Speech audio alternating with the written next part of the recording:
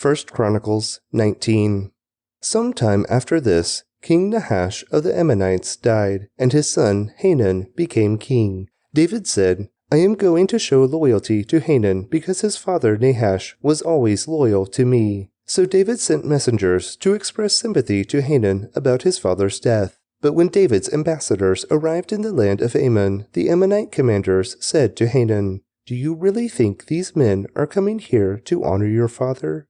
No, David has sent them to spy out the land so they can come in and conquer it."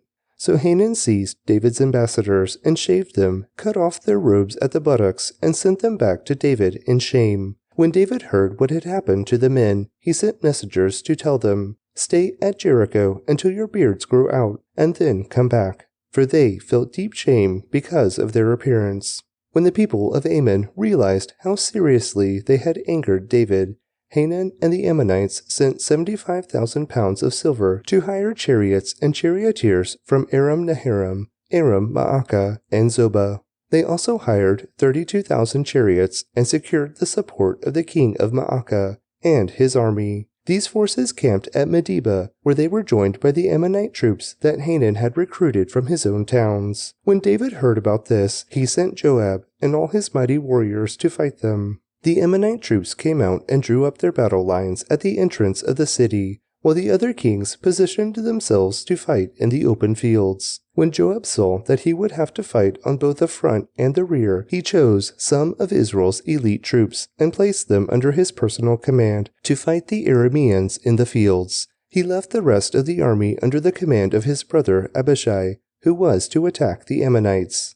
"If the Arameans are too strong for me, then come over and help me," Joab told his brother. "And if the Ammonites are too strong for you, I will help you. Be courageous. Let us fight bravely for our people and the cities of our God. May the Lord's will be done." When Joab and his troops attacked, the Arameans began to run away, and when the Ammonites saw the Arameans running, they also ran from Abishai and retreated into the city. Then Joab returned to Jerusalem. The Arameans now realized that they were no match for Israel, so they sent messengers to summon additional Aramean troops from the other side of the Euphrates River. These troops were under the command of Shobach, the commander of Hadadezer's forces. When David heard what was happening, he mobilized all Israel, crossed the Jordan River, and positioned his troops in battle formation. Then David engaged the Arameans in battle, and they fought against him. But again the Arameans fled from the Israelites. This time, David's forces killed 7,000 charioteers and 40,000 foot soldiers, including Shobach, the commander of their army. When Hadadezer's allies saw that they had been defeated by Israel, they surrendered to David and became his subjects. After that, the Arameans were no longer willing to help the Ammonites. 1 Chronicles 20. In the spring of the year, when kings normally go out to war, Joab led the Israelite army in successful attacks against the land of the Ammonites. In the process, he laid siege to the city of Rabbah, attacking and destroying it. However, David stayed behind in Jerusalem. Then David went to Rabbah and removed the crown from the king's head, and it was placed on his own head. The crown was made of gold and set with gems, and he found that it weighed 75 pounds. David took a vast amount of plunder from the city. He also made slaves of the people of Rabbah and forced them to labor with saws, iron picks, and iron axes. That is how David dealt with the people of all the Ammonite towns. Then David and all the army returned to Jerusalem. After this, war broke out with the Philistines at Gezer. As they fought, Sibbecai from Husha killed Saph, a descendant of the giants, and so the Philistines were subdued. During another battle with the Philistines, Elhanan, son of Jair, killed Lami, the brother of Goliath of Gath. The handle of Lami's spear was as thick as a weaver's beam. In another battle with the Philistines at Gath, they encountered a huge man with 6 fingers on each hand and 6 toes on each foot, 24 in all, who was also a descendant of the giants. But when he defied and taunted Israel, he was killed by Jonathan, the son of David's brother Shemiah. These Philistines were descendants of the giants of Gath, but David and his warriors killed them. 1 Chronicles 21. Satan rose up against Israel and caused David to take a census of the people of Israel. So David said to Joab and the commanders of the army, Take a census of all the people of Israel, from Beersheba in the south to Dan in the north, and bring me a report, so I may know how many there are. But Joab replied, May the Lord increase the numbers of his people 100 times over. But why, my lord the king, do you want to do this? Are they not all your servants? Why must you cause Israel to sin? But the king insisted that they take the census. So Joab traveled throughout all Israel to count the people. Then he returned to Jerusalem and reported the number of people to David. There were 1,100,000 warriors in all Israel who could handle a sword, and 470,000 in Judah. But Joab did not include the tribes of Levi and Benjamin in the census, because he was so distressed at what the king had made him do. God was very displeased with the census, and he punished Israel for it. Then David said to God, I have sinned greatly by taking this census. Please forgive my guilt for doing this foolish thing. Then the Lord spoke to Gad, David's seer. This was the message. Go and say to David, This is what the Lord says. I will give you 3 choices. Choose one of these punishments, and I will inflict it on you. So Gad came to David and said, These are the choices the Lord has given you. You may choose 3 years of famine, 3 months of destruction by the sword of your enemies, or 3 days of severe plague, as the angel of the Lord brings devastation throughout the land of Israel. Decide what answer I should give the Lord who sent me. I'm in a desperate situation, David replied to Gad, but let me fall into the hands of the Lord, for his mercy is very great. Do not let me fall into human hands. So the Lord sent a plague upon Israel, and 70,000 people died as a result, and God sent an angel to destroy Jerusalem. But just as the angel was preparing to destroy it, the Lord relented and said to the death angel, Stop. That is enough. At that moment the angel of the Lord was standing by the threshing floor of Araunah the Jebusite. David looked up and saw the angel of the Lord standing between heaven and earth, with his sword drawn, reaching out over Jerusalem. So David and the leaders of Israel put on burlap to show their deep distress and fell face down on the ground. And David said to God, I am the one who called for the census. I am the one who has sinned and done wrong. But these people are as innocent as sheep. What have they done? O Lord my God, let your anger fall against me and my family, but do not destroy your people. Then the angel of the Lord told Gad to instruct David to go up and build an altar to the Lord on the threshing floor of Araunah the Jebusite. So David went up to do what the Lord had commanded him through Gad. Araunah, who was busy threshing wheat at the time, turned and saw the angel there. His 4 sons who were with him ran away and hid. When Araunah saw David approaching, he left his threshing floor and bowed before David with his face to the ground. David said to Araunah, Let me buy this threshing floor from you at its full price. Then I will build an altar to the Lord there, so that he will stop the plague. Take it, my lord the king, and use it as you wish. Araunah said to David, I will give the oxen for the burnt offerings, and the threshing boards for wood to build a fire on the altar, and the wheat for the grain offerings. I will give it all to you. But King David replied to Araunah, No, I insist on buying it for the full price. I will not take what is yours and give it to the Lord. I will not present burnt offerings that have cost me nothing. So David gave Araunah 600 pieces of gold in payment for the threshing floor. David built an altar there to the Lord and sacrificed burnt offerings and peace offerings. And when David prayed, the Lord answered him by sending fire from heaven to burn up the offering on the altar. Then the Lord spoke to the angel, who put the sword back into its sheath. When David saw that the Lord had answered his prayer, he offered sacrifices there at Araunah's threshing floor. At that time, the tabernacle of the Lord and the altar of burnt offering that Moses had made in the wilderness were located at the place of worship in Gibeon. But David was not able to go there to inquire of God, because he was terrified by the drawn sword of the angel of the Lord. Romans 2.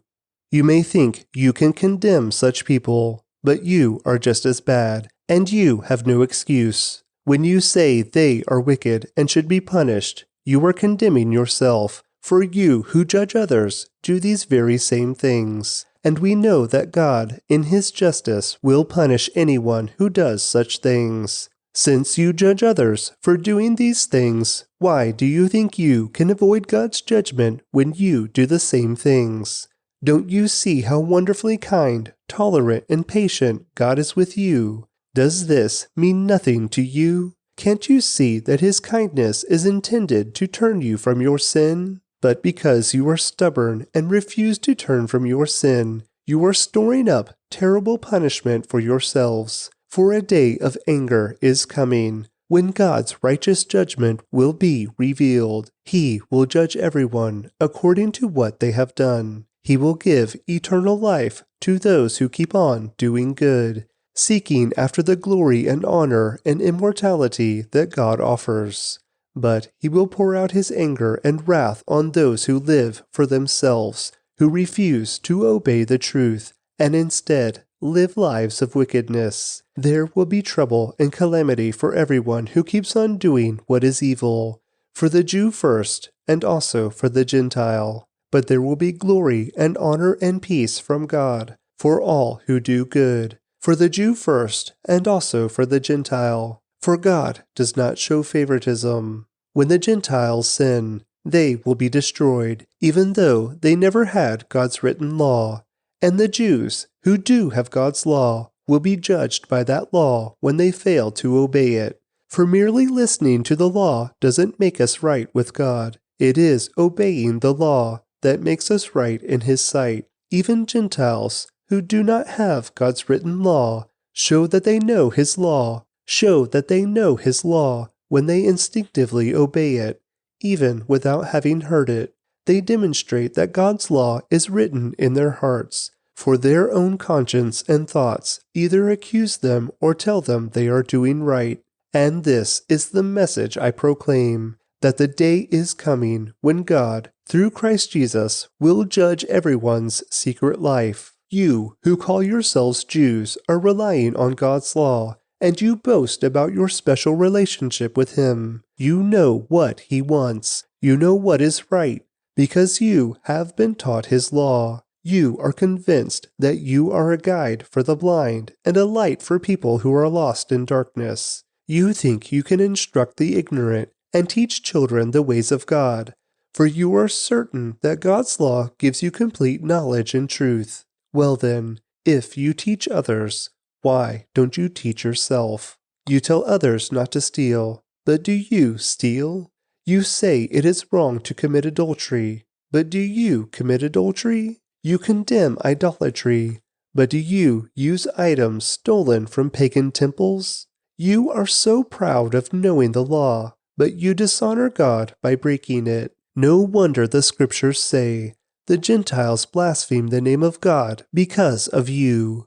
The Jewish ceremony of circumcision has value only if you obey God's law. But if you don't obey God's law, you are no better off than an uncircumcised Gentile. And if the Gentiles obey God's law, won't God declare them to be His own people? In fact, uncircumcised Gentiles who keep God's law will condemn you Jews who are circumcised and possess God's law but don't obey it.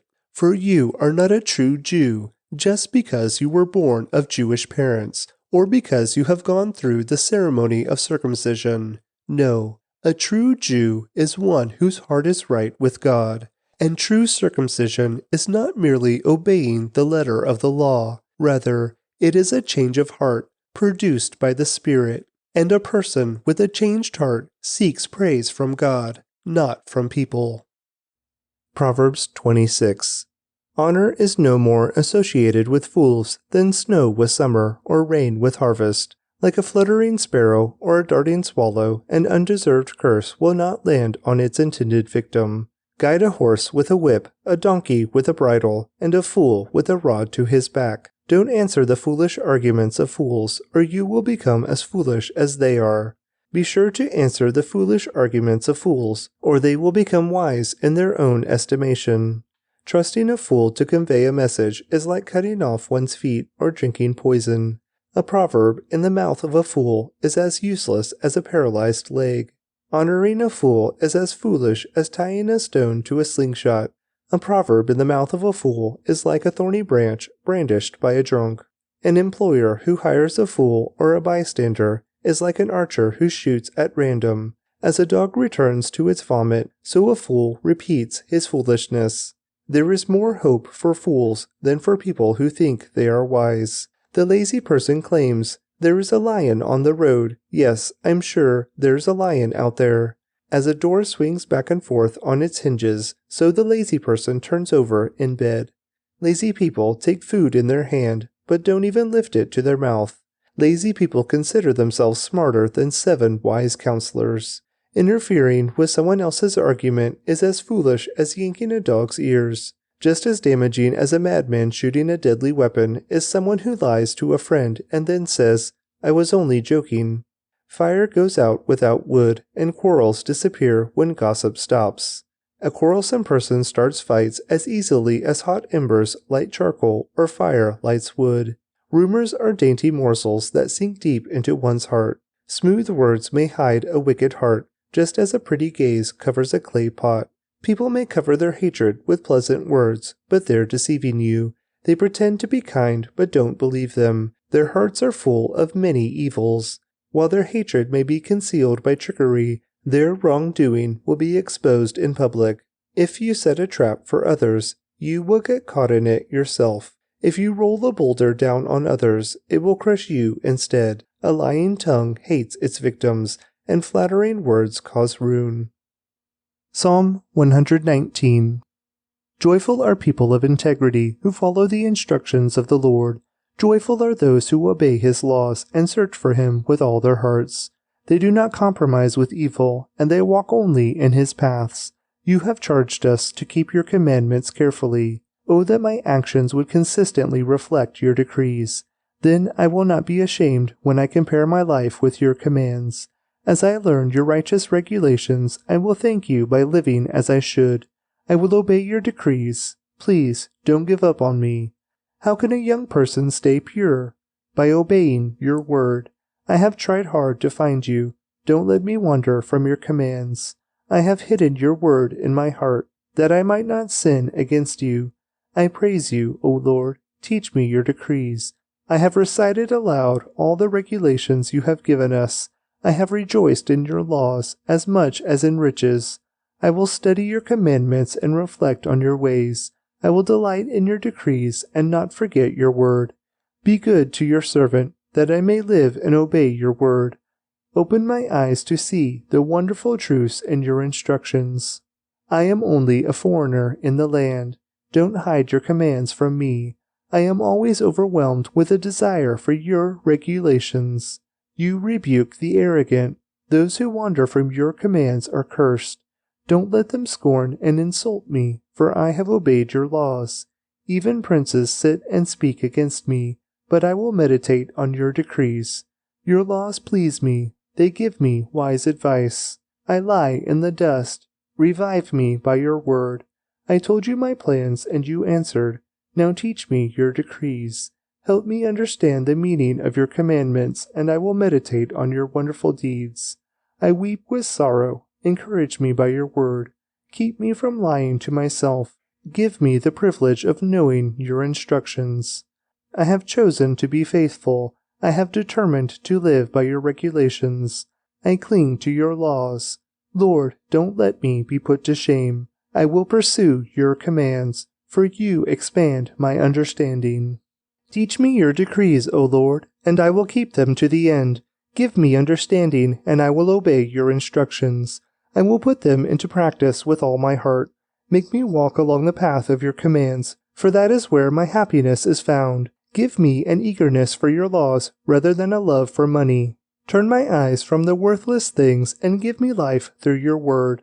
Reassure me of your promise, made to those who fear you. Help me abandon my shameful ways, for your regulations are good. I long to obey your commandments. Renew my life with your goodness. Lord, give me your unfailing love, the salvation that you promised me. Then I can answer those who taunt me, for I trust in your word. Do not snatch your word of truth from me, for your regulations are my only hope. I will keep on obeying your instructions forever and ever. I will walk in freedom, for I have devoted myself to your commandments. I will speak to kings about your laws, and I will not be ashamed. How I delight in your commands, how I love them. I honor and love your commands. I meditate on your decrees. Remember your promise to me. It is my only hope. Your promise revives me. It comforts me in all my troubles. The proud hold me in utter contempt, but I do not turn away from your instructions. I meditate on your age-old regulations, O Lord. They comfort me. I become furious with the wicked because they reject your instructions. Your decrees have been the theme of my songs wherever I have lived. I reflect at night on who you are, O Lord. Therefore, I obey your instructions. This is how I spend my life, obeying your commandments. Lord, you are mine. I promise to obey your words.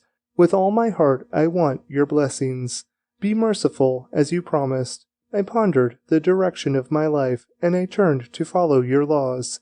I will hurry without delay to obey your commands. Evil people try to drag me into sin, but I am firmly anchored to your instructions. I rise at midnight to thank you for your just regulations. I am a friend to anyone who fears you, anyone who obeys your commandments. O Lord, your unfailing love fills the earth. Teach me your decrees. You have done many good things for me, Lord, just as you promised. I believe in your commands. Now teach me good judgment and knowledge. I used to wander off until you disciplined me, but now I closely follow your word. You are good and do only good. Teach me your decrees. Arrogant people smear me with lies, but in truth I obey your commandments with all my heart. Their hearts are dull and stupid, but I delight in your instructions. My suffering was good for me, for it taught me to pay attention to your decrees. Your instructions are more valuable to me than millions in gold and silver. You made me, you created me. Now give me the sense to follow your commands. May all who fear you find in me a cause for joy, for I have put my hope in your word. I know, O Lord, that your regulations are fair. You disciplined me because I needed it. Now let your unfailing love comfort me, just as you promised me, your servant. Surround me with your tender mercies, so I may live, for your instructions are my delight. Bring disgrace upon the arrogant people who lied about me. Meanwhile, I will concentrate on your commandments. Let me be united with all who fear you, with those who know your laws. May I be blameless in keeping your decrees. Then I will never be ashamed. I am worn out waiting for your rescue, but I have put my hope in your word. My eyes are straining to see your promises come true. When will you comfort me? I am shriveled like a wineskin in the smoke, but I have not forgotten to obey your decrees. How long must I wait? When will you punish those who persecute me? These arrogant people who hate your instructions have dug deep pits to trap me. All your commands are trustworthy. Protect me from those who hunt me down without cause. They almost finished me off, but I refused to abandon your commandments. And your unfailing love spare my life. Then I can continue to obey your laws. Your eternal word, O Lord, stands firm in heaven. Your faithfulness extends to every generation, as enduring as the earth you created. Your regulations remain true to this day, for everything serves your plans.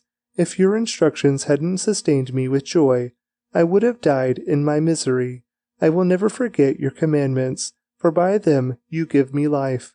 I am yours. Rescue me, for I have worked hard at obeying your commandments. Though the wicked hide along the way to kill me, I will quietly keep my mind on your laws. Even perfection has its limits, but your commands have no limit. Oh, how I love your instructions. I think about them all day long. Your commands make me wiser than my enemies, for they are my constant guide. Yes, I have more insight than my teachers, for I am always thinking of your laws. I am even wiser than my elders, for I have kept your commandments. I have refused to walk on any evil path, so that I may remain obedient to your word. I haven't turned away from your regulations, for you have taught me well. How sweet your words taste to me. They are sweeter than honey. Your commandments give me understanding. No wonder I hate every false way of life. Your word is a lamp to guide my feet and a light for my path. I've promised it once, and I'll promise it again. I will obey your righteous regulations. I have suffered much, O Lord. Restore my life again, as you promised. Lord, accept my offering of praise and teach me your regulations.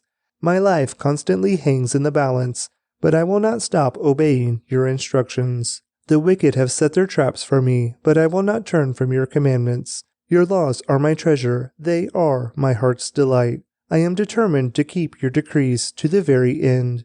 I hate those with divided loyalties, but I love your instructions. You are my refuge and my shield. Your word is my source of hope. Get out of my life, you evil-minded people, for I intend to obey the commands of my God. Lord, sustain me as you promised, that I may live. Do not let my hope be crushed. Sustain me, and I will be rescued. Then I will meditate continually on your decrees. But you have rejected all who stray from your decrees. They are only fooling themselves. You skim off the wicked of the earth like scum. No wonder I love to obey your laws. I tremble in fear of you. I stand in awe of your regulations. Don't leave me to the mercy of my enemies, for I have done what is just and right. Please guarantee a blessing for me. Don't let the arrogant oppress me. My eyes strain to see your rescue, to see the truth of your promise fulfilled. I am your servant. Deal with me in unfailing love and teach me your decrees. Give discernment to me, your servant. Then I will understand your laws. Lord, it is time for you to act, for these evil people have violated your instructions. Truly, I love your commands more than gold, even the finest gold. Each of your commandments is right. That is why I hate every false way. Your laws are wonderful. No wonder I obey them. The teaching of your word gives light, so even the simple can understand. I pant with expectation, longing for your commands.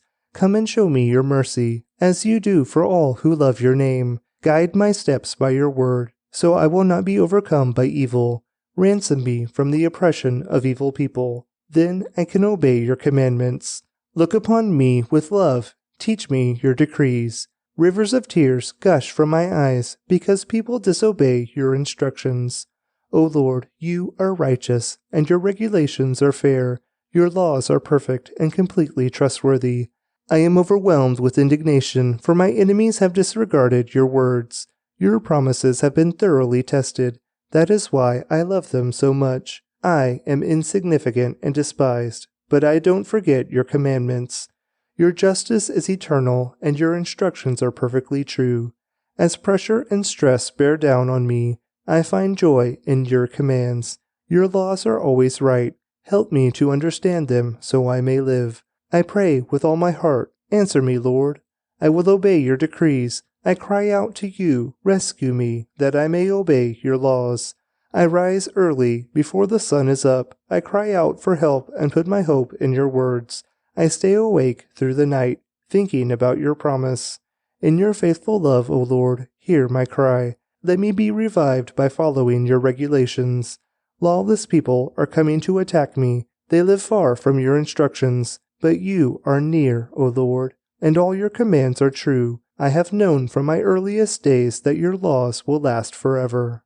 Look upon my suffering and rescue me, for I have not forgotten your instructions. Argue my case, take my side, protect my life as you promised. The wicked are far from rescue, for they do not bother with your decrees. Lord, how great is your mercy! Let me be revived by following your regulations. Many persecute and trouble me, yet I have not swerved from your laws. Seeing these traitors makes me sick at heart, because they care nothing for your word. See how I love your commandments, Lord. Give back my life because of your unfailing love. The very essence of your words is truth. All your just regulations will stand forever. Powerful people harass me without cause, but my heart trembles only at your word. I rejoice in your word, like one who discovers a great treasure. I hate and abhor all falsehood, but I love your instructions. I will praise you 7 times a day, because all your regulations are just. Those who love your instructions have great peace and do not stumble. I long for your rescue, Lord, so I have obeyed your commands. I have obeyed your laws, for I love them very much. Yes, I obey your commandments and laws, because you know everything I do. O Lord, listen to my cry. Give me the discerning mind you promised. Listen to my prayer. Rescue me as you promised. Let praise flow from my lips, for you have taught me your decrees. Let my tongue sing about your word, for all your commands are right. Give me a helping hand, for I have chosen to follow your commandments.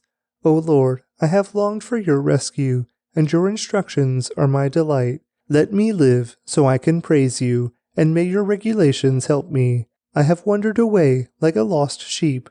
Come and find me, for I have not forgotten your commands.